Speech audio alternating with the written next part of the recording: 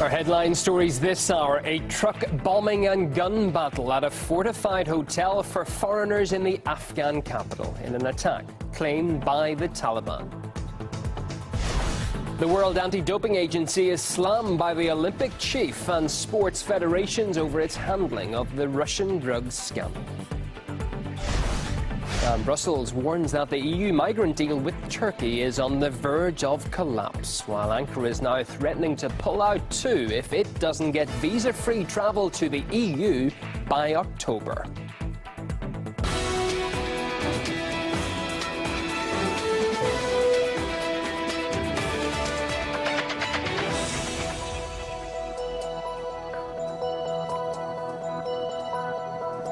Live from our international news centre here in Moscow, this is RT. My name's Ewan O'Neill. Good to have your company. Our top story: Afghan police officials say the Taliban assault on a hotel for foreigners in Kabul is now over. One police officer is confirmed dead and all three attackers have been killed. None of the hotel's visitors are said to have been harmed. The North Gate compound was stormed by gunmen after a massive truck bomb was detonated at its gates. Afghan security forces then engaged in a firefight with the militants. A local reporter described the chaos at the scene. I'm at the site I'm close to the guest house, the North Gate guest house in Kabul. So it's still, the fighting is ongoing with Taliban and the police security in Kabul.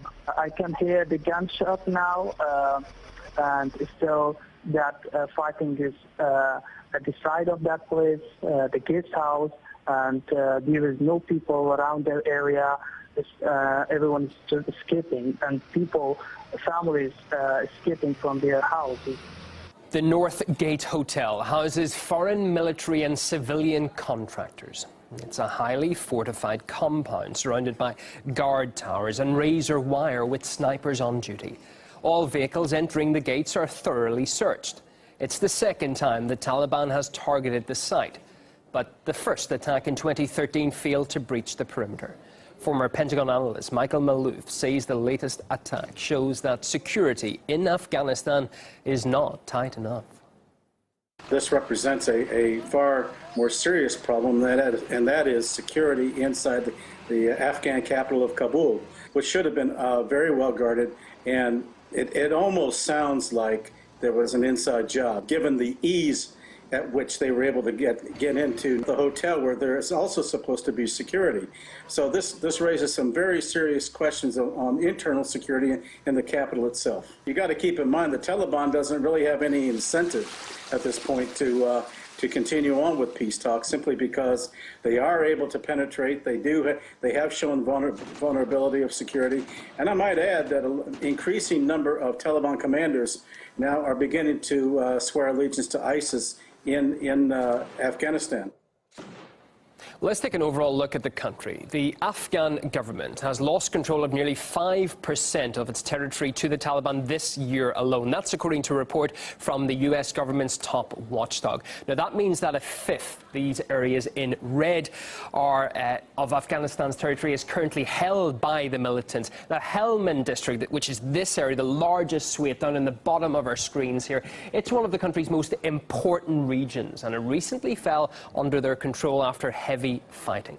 Islamist groups continue to gain ground despite Washington halting the withdrawal of troops from the region. Some of the key provinces in the south are under severe threat of being completely overrun, except the major urban centers and the main roads. So there is a crisis of security in Afghanistan, and this attack, especially aimed at foreigners, is to send a message: we don't want you here, you are corrupting our values, you are supporting a puppet government, and we have to push you back, and only then will there be any reconciliation. So it's a bit of a contradiction. The Americans say they will oversee the reconciliation efforts. The Taliban are saying we want you out, and only then there can be reconciliation. Well, the US government has spent almost $70 billion to, quote, build, equip, train and sustain a capable national security force.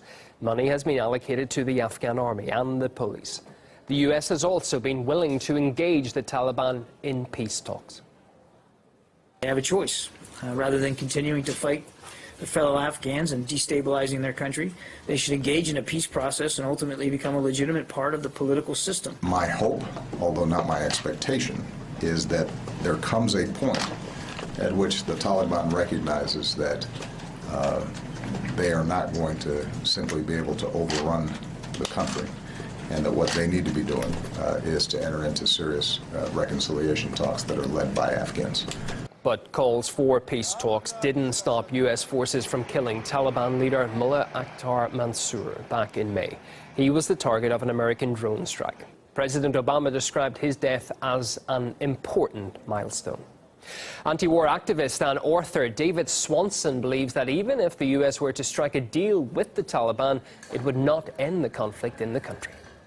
Should the United States and the Taliban come to some agreement about Afghanistan, it would not be stable or lasting or representative of the Afghan people, who have not elected or empowered either the U.S. and NATO occupiers or the Taliban, both of whom are widely despised in Afghanistan, where people are compelled opportunistically to switch sides to save their lives based on who's in power in what area. This is a losing operation, and everyone in the U.S. government and military knows it.